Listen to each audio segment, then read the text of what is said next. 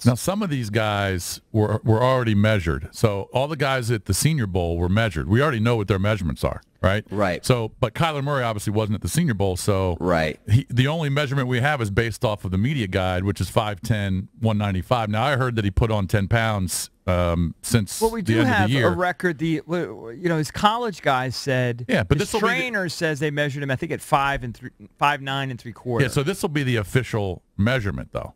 Right. Yeah. So 5'9" and 3/4 is what they measured him at Oklahoma, and that's fully what I anticipate him measuring in at. Right. Unless all of a sudden he grew. I don't expect him to have shrunk. So unless Oklahoma's lying.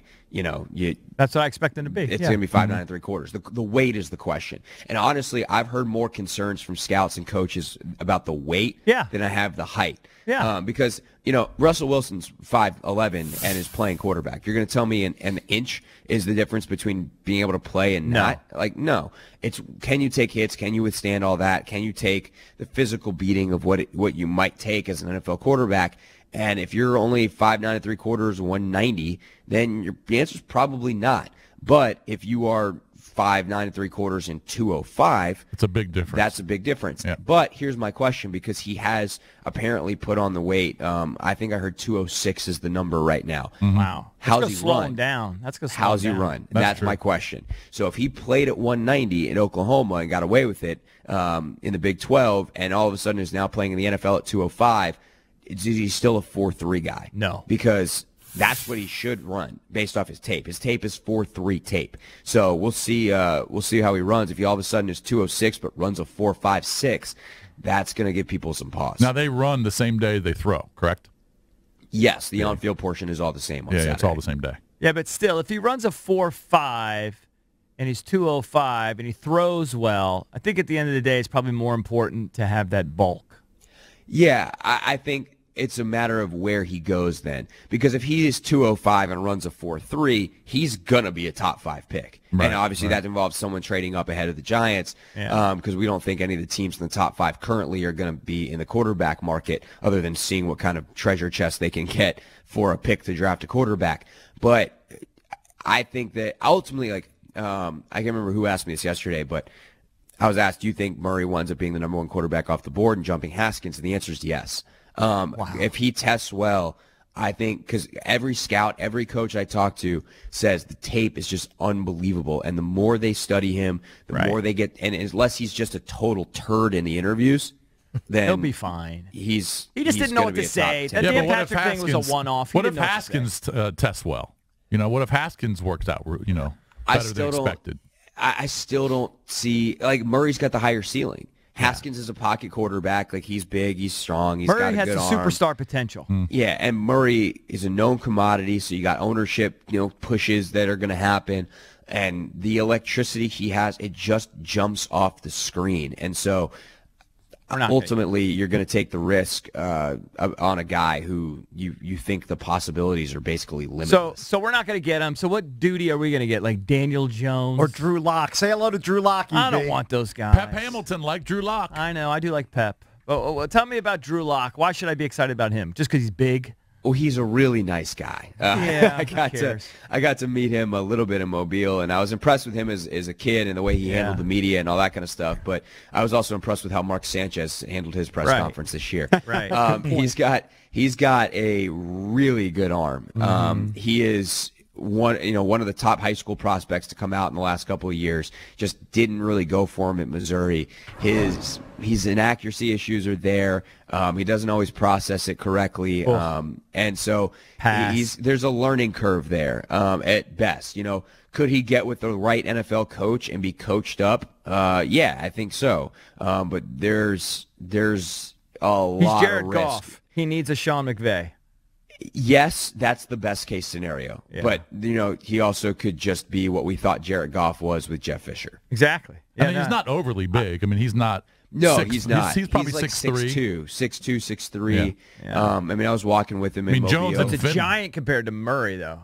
Yeah, but, Tyree Jackson and Jones. Jackson's interesting. He's huge. 6'7". You don't see quarterbacks that Where's size. Where's he from? I don't know. Buffalo. He's got a little bit of mobility, so he's not like he's a stiff at that size, but definitely bigger than most quarterbacks are. Jones is a guy that I know the Redskins brass has an interest in. I don't know if it's strong enough to say like they like him and would take him at 15. The last time I talked to someone about him, their eval wasn't complete yet, so they'll obviously see what's going on here. But he's a little bit in the personality-wise in the Alex mold, where you're never going to have to worry about him.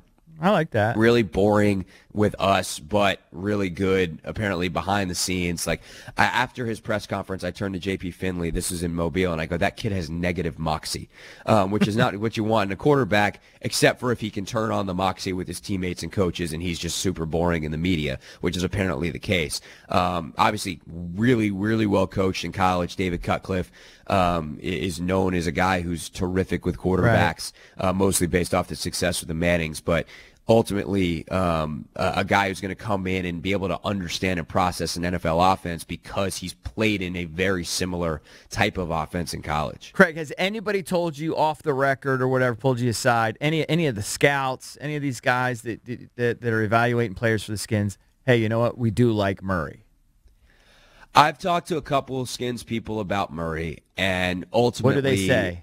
Ultimately, it was at a point in the process where the eval still incomplete, and they wanted to see how he interviewed, but they really liked the tape. Yeah, they really, really, really like the tape. So I think that's the case with non-Skins people and NFL front offices that I've talked to. It's the same thing.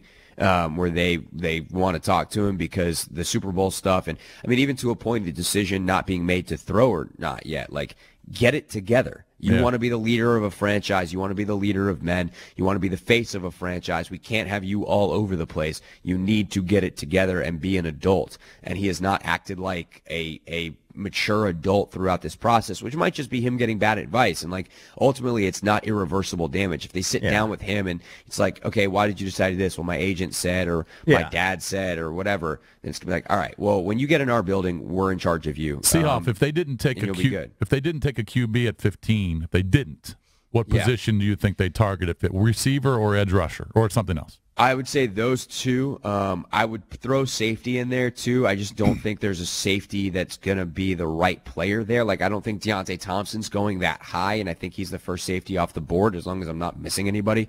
Inside linebacker, I'll throw in as well, just because if Devin White falls, like, that's a guy you have to take, and I've seen him fall in a couple of mock drafts where teams in front just don't need inside linebacker. But I think edge rusher, because there's a ton of those. There's obviously two that are going to go in the top 5.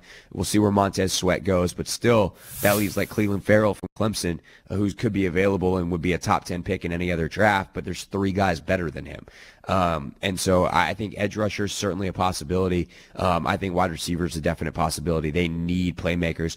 Tight end, the kid out of Iowa is a top 10 on Mel Kiper's, big board right now. If he falls, could he be of interest there? Because they do need a full, Well, and they also have the Hawkinson kid too. Yeah, that's what I'm talking about. He's, can catch, can run, do everything, can block, and, you saw the impact a guy like Gronk had in the playoffs for the Patriots as a blocker, nevertheless as a pass catcher. Like, the Redskins want that guy badly.